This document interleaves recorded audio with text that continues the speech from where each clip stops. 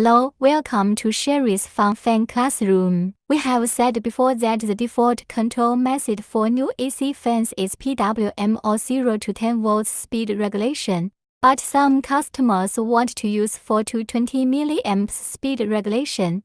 So in this video, we will talk about how to use software to change the configuration of the fan. First, we need to power on the fan and connect the 485 communication line. We open the EC control software and enter the username and password. Wait for the program to load the configuration.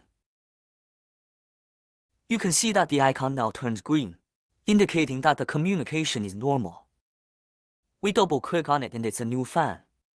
So it's configured as default. Let's take a look at its default configuration first. Or check the device status first. The device is normal. Then we can configure it.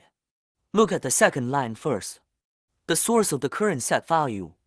The default is analog IN2, which means that we can only use analog to control the fan now. Then we click on I/O configuration. Then you can see that the port configuration of IO2 in the second row is analog input 8 to 0 to 10 volt, which means that we can only control the fan through voltage analog. That is, use 0 to 10 volts or PWM control.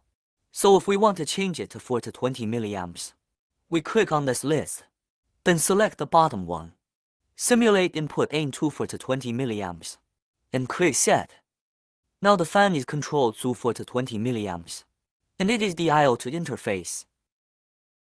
Follow us for getting more real stuff about fans.